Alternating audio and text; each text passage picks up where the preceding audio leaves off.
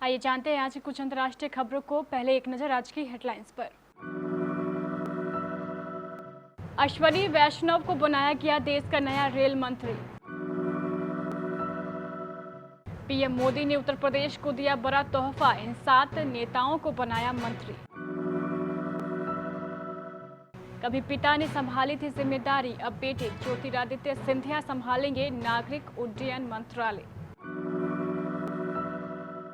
Santosh Gangwar, Ramesh Pokhriyal Nishank, doctor Harshvardhan सहित कई मंत्रियों का इस्तीफा। मंत्रिमंडल विस्तार, 35 वर्ष के राजनीतिक सफर में केंद्रीय राज्य मंत्री बने कौशल किशोर। म्यांमार के बाद दुनिया के पहले ब्लैक रिपब्लिक हैती में तख्ता पलट की हुई थी साजिश। अमेरिकी सैनिकों की 90% वापसी, पूरी 7 सैन्य ठिकानों को सौंपा। दर्द, अपने कोहिनूर दिलीप साहब को खोने के बाद सायरा बानो हुई अकेली, बोली मेरे जीने की वजह छिन गई। अस्पताल से वापस घर लौटे नसीरुद्दीन शाह, बेटे विवान ने शेयर की तस्वीरें। और शुभमन गिल को बीसीसीआई ने दिया स्वदेश लौटने का फरमान, रिप्लेसमेंट को लेकर ये है अपडेट। नए मंत्रियों की शपथ लेने के बाद अब उनके बीच विभागों के बंटवारा किया जा रहा है। देश के सबसे अहम मंत्रालयों में से एक रेल मंत्रालय की जिम्मेदारी एक पूर्व आईएएस अधिकारी को दी गई है। अश्वनी वैष्णव को रेल के आईटी और संचार मंत्रालय का कार्यभार भी दिया गया है। पूर्व नौकरशाह अश्वनी वैष्णव ने बुधवार को मंत्री पद की शपथ ली थी। अश्वनी वैष्णव को देश का नया रेल मंत्री बनाया गया है। इसके अलावा वह आईटी मंत्री भी होंगे। रेल मंत्री का जिम्मा अभी पीयूष गोयल के पास था, जिन्हें अब कपड़ा मंत्रालय दिया गया है। कपड़ा मंत्रालय संभाल रही स्मृति ईरानी को अब महिला एवं बाल विकास मंत्री बनाया गया है। शिक्षा मंत्रालय का जिम्मा धर्मेंद्र प्रधान को दिया गया है, तो अब हरदीप सिंह पुरी पेट्रोलियम मंत्री बनाए गए हैं।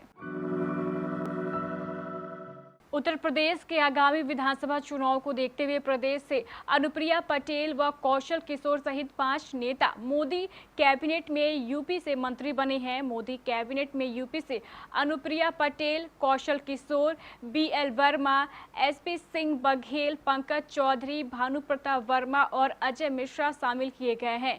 लखनऊ के कालीचरण डिग्री कॉलेज से छात्र राजनीति की शुरुआत करने वाले भाजपा अनुसूचित जाति मोर्चा के प्रदेश अध्यक्ष व मोहनलालगंज लोकसभा सीट से सांसद कौशल किशोर मोदी मंत्रिमंडल में शामिल हुए हैं। बुधवार को हुए केंद्रीय मंत्रिमंडल विस्तार में सांसद कौशल किशोर ने राज्य मंत्री की शपथ ली।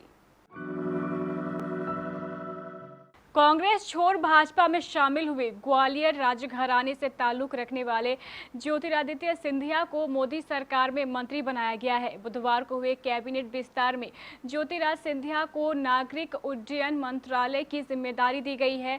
एक खास बात यह भी है कि इसी मंत्रालय की जिम्मेदारी कभी ज्योतिरादित्य सिंधिया के पिता माधव राव सिंधिया भी संभाल चुके हैं। बता दें, मध्य प्रदेश में कमलनाथ के नेतृत्व वाली कांग्रेस सरकार को पिछले साल मार्च में गिराकर शिवराज सिंह चौहान के नेतृत्व में भाजपा सरकार की 15 महीने बाद वापसी कराने में ज्योतिरादित्य सिंधिया की अहम भूमिका रही थी। हालांकि तभी से उनके प्रधानमंत्री नरेंद्र मोदी के मंत्री परिषद में जगह मिलने की चर्चाएं चल रही थी, लेकिन करीब 1.25 साल के इंतजार के बाद यह मौका आया। केंद्रीय कैबिनेट में होने वाले बदलाव को लेकर दिल्ली में सियासत तेज है। केंद्रीय मंत्री संतोष गंगवार, रमेश पोखरियाल निशंक, डॉक्टर हर्षवर्धन सहित कई मंत्रियों ने अपने पद से त्यागपत्र दे दिया है। इधर गृह मंत्री अमित शाह के साथ लोजपा नेता पशुपतिनाथ पारस प्रधानमंत्री आवास पर मौजूद थे। उनके अलावा भाजपा अध्यक्ष जेपी नड्डा, मीनाक्षी लेखी, सर्बानंद सोनोवाल, पुरुषोत्तम रूपाला, निशिल्थ प्रामाणिक, आरपी सिंह भी प्रधानमंत्री आवास पर पहुंचे थे। खबरों के अनुसार केंद्रीय मंत्री संतोष गंगवार, रमेश पोखरियाल निशंक, डॉक्टर हर्षवर्धन के अलावा देबोश्री चौधरी, संजय धोत्रे, बाबुल सुप्रियो, राव साहेब दानवे पाटिल, सदानंद गौड़ा को भी पदमुक्त कर दिया गया है। जिन लोगों के नाम मंत्री बनाने वालों में लगभग तय माना जा रहा था, उनमें सबसे ऊपर ज्योतिरादित्य सिंधिया थे। लखनऊ के कालीचरण डिग्री कॉलेज से छात्र राजनीति की शुरुआत करने वाले भाजपा अनुसूचित जाति मोर्चा के प्रदेश अध्यक्ष व मोहनलालगंज लोकसभा सीट से सांसद कौशल किशोर को मोदी मंत्रिमंडल में शामिल करने पर क्षेत्रवासी गौरवान्वित महसूस कर रहे हैं। बुधवार को हुए केंद्रीय मंत्रिमंडल विस्तार में सांसद कौशल किशोर ने राज्य मंत्री की शपथ ली है। सामंतवाद और गुंडागर्दी के खिलाफ आवाज बुलंद करने वाले कौशल किशोर ने बीएससी की डिग्री लेने के बाद 1986 से क्षेत्रीय राजनीति में कदम रखा और निर्दलीय चुनाव लड़े। उसके बाद उन्होंने राष्ट्रीय भाजपा कम्युनिस्ट पार्टी को ज्वाइन किया, जहां उन्हें जिला सचिव बना दिया गया।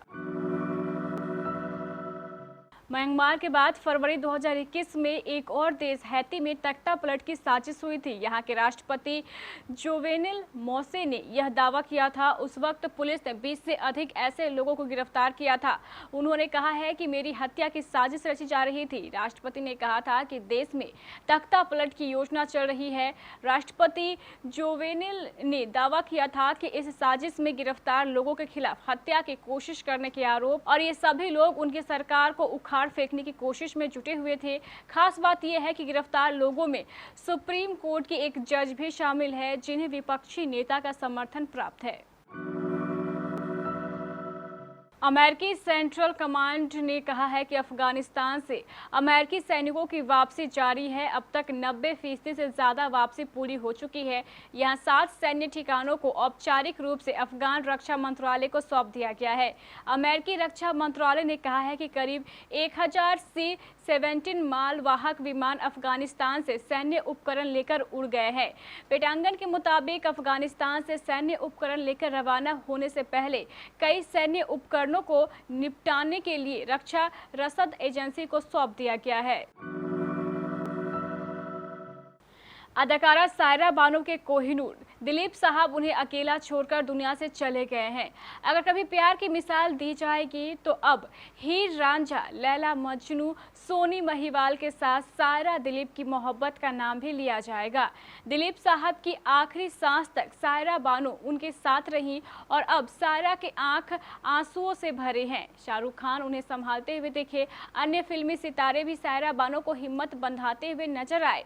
दिलीप साहब की जब से तबीयत बिगड़ी थी तब से लगातार सायरा उनकी हेल्थ अपडेट देती रहती थी और लोगों से दुआ करने को कहती थी। अब दिलीप साहब दुनिया को छोड़कर चले गए हैं और इसके बाद सायरा बानो का रो रो कर बुरा हाल हो गया है। दिलीप साहब के जाने के बाद सायरा बानो का कहना है कि भगवान ने उनसे उनके जीने की वजह छीन ली है। दिलीप कुमार का इलाज कर रहे डॉक्टरों से सायरा बानो ने कहा, भगवान ने मेरे जीने की वजह छीन ली। साहब के बिना मैं कुछ भी नहीं सोच पाऊंगी। सब लोग कृपया प्रार्थना करें। बॉलीवुड के दिग्गज अभिनेता नसीरुद्दीन शाह अस्पताल से घर वापस लौट आए हैं। इस बात की जानकारी उनके बेटे विवान ने सोशल मीडिया पर कुछ तस्वीरों के माध्यम से दी है। तस्वीरों में नसीरुद्दीन शाह के साथ रत्ना पाठक शाह भी नजर आ रही है। दरअसल बुधवार की सुबह नसीरुद्दीन शाह अस्पताल से घर वापस लौट आए हैं। विवान ने अपने इंस्टाग्राम स्टोरी पर पिता की 2 तस्वीरें शेयर की।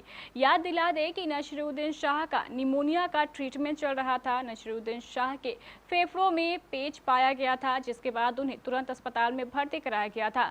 हालांकि अब वो ठीक हैं और घर वापसी कर चुके हैं। इंग्लैंड के खिलाफ टेस्ट सीरीज से पहले शुभमन गिल की चोट ने टीम इंडिया के लिए मुश्किलें खड़ी कर दी है।